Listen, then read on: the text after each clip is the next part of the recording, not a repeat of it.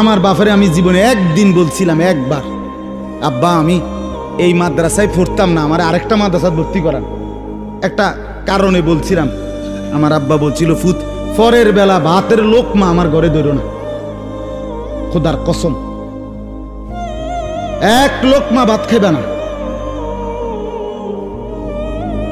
হ্যাঁ বলছে, আমি যেই মাদ্রাসায় পড়তে দিচ্ছি এখানে পড়বা, নাহলে যাও বাইরো, তোমার ভাত তুমি খাও। এমন বাবার সন্তান, বাবার কঠোর শাসন ছাড়া সন্তান মানুষ হবে কিভাবে? কথা কর না কেন? ছেড়ে দিছে ফুলাইনের 16 বছরের ছেলে, 18 বছরের ছেলে, 14 বছরের ছেলে, তার সময় না ফুলাইনের লগে সারা। আমি একজন বিবাহিত যুবক, আর আমার এই হাত আমি যখন কবুল বলেছি, এই হাতটার মালিক আমি আমার বউকে বানাই দিয়েছি। আমি যতদিন বেঁচে আছি, no one can touch my hand except my wife. আমার বউ ছাড়া এই হাত কেউ ধরতে পারবে না। I'm very loyal and honest person. আমি একজন বিশ্বস্ত যুবক।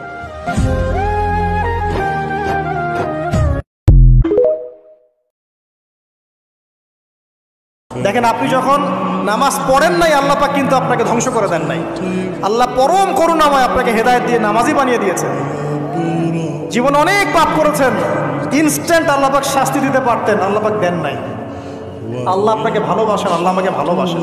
আল্লাহ পাকের এই ভালোবাসার ঋণটা শোধ করার জন্য হলেও নামাজি হয়ে যান, আল্লাহর পথে ফিরে আসেন, দিনের জন্য কিছু করেন, দিনের ফিকির করেন, পড়াশোনা করেন। যাকে ফিল করবা তাকে বিয়ে করবা। বিষ্ণু ইসলাম বলেছেন, যে যাকে বিয়ে করবে সেজন্য তার এমন কিছু দেখে নেয় যেটা দেখার ফলে তার প্রতি তার ভালোবাসার সৃষ্টি হয়।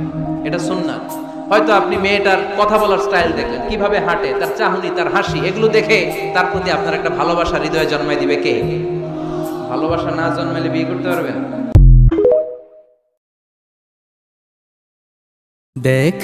এক সাহাবী বলছেন, নবী কেমন ছিল জানো?